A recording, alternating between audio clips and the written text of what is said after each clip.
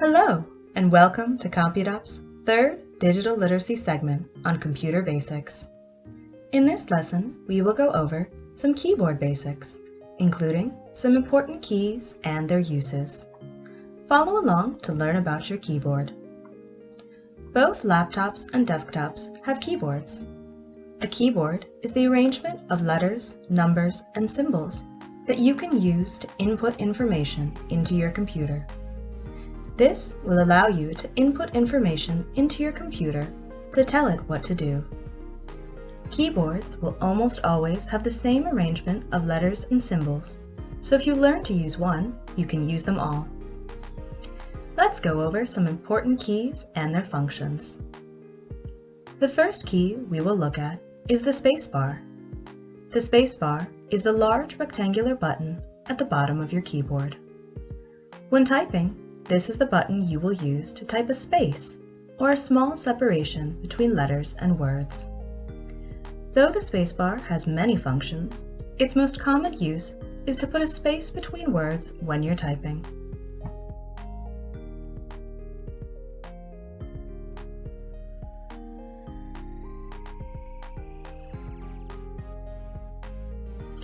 Another important key is the Enter key.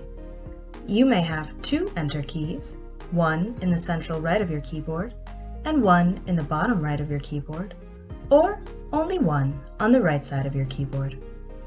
This key is very important. When typing a document, it is used to jump your typing to the next row, and when inputting information, it is used to tell the computer that you are done typing and ready to submit or send information.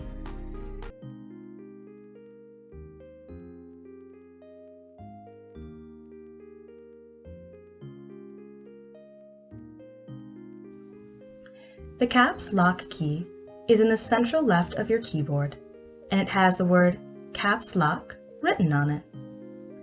This key will take all of your typing and make it all capital or large letters. Sometimes this gets hit on accident and can make typing in a password difficult. If a password is typed in the wrong case, it won't be accepted, so make sure this key is off before typing in your password. Be careful when using this key in an email or professional setting, as all caps can come across as shouting.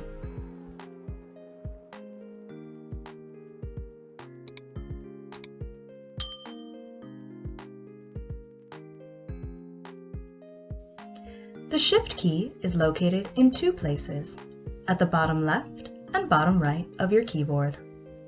The Shift key is very important.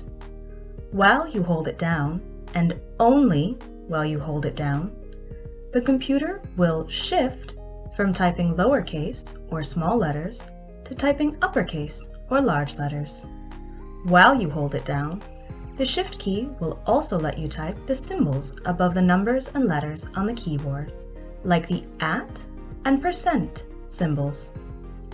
If a key has two symbols on it, you must hold down the Shift key to type the top symbol. For example, if I want to type the number 2, I can simply press the key as it is in the bottom row. However, if I want to type an @ symbol, I must hold down Shift and then press the key. The final key we will go over is the Backspace key. This key is located at the top right of your keyboard and allows you to delete the letter to the left of your cursor or pointer. The cursor is the indicator used to show the current position for user interaction on the screen. When typing, it is the blinking line that shows where you are typing. This is a great key to know in case you make a mistake typing. Simply move the cursor to where your mistake is, hit the Backspace key, and retype your information.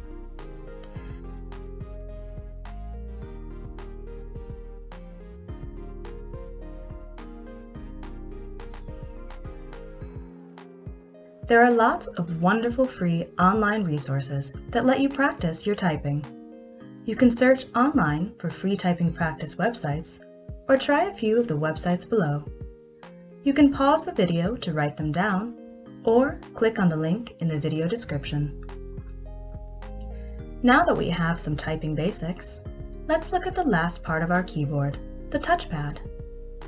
Each laptop will have a touchpad, which is a large square under your keyboard.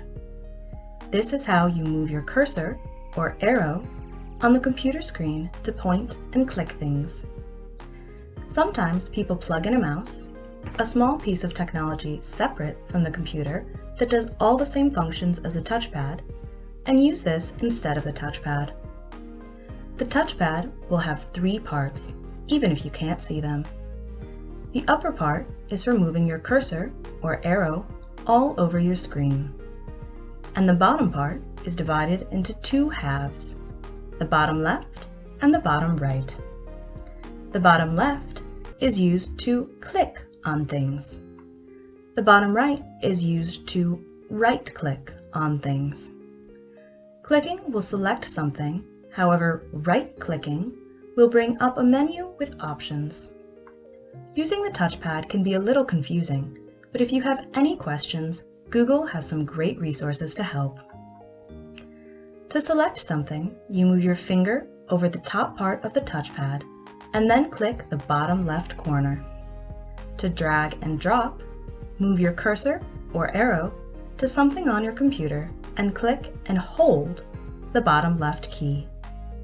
While holding, use a different finger to move the item to where you want it to go using the top part of the touchpad.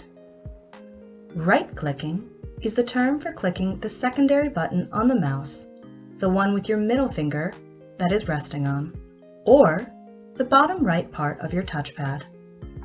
Right-clicking will bring up a menu of options.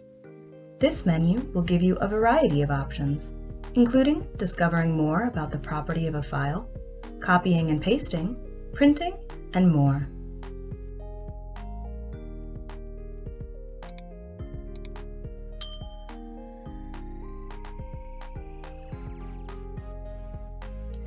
This concludes CompuDup's 3rd digital literacy lesson on computer basics.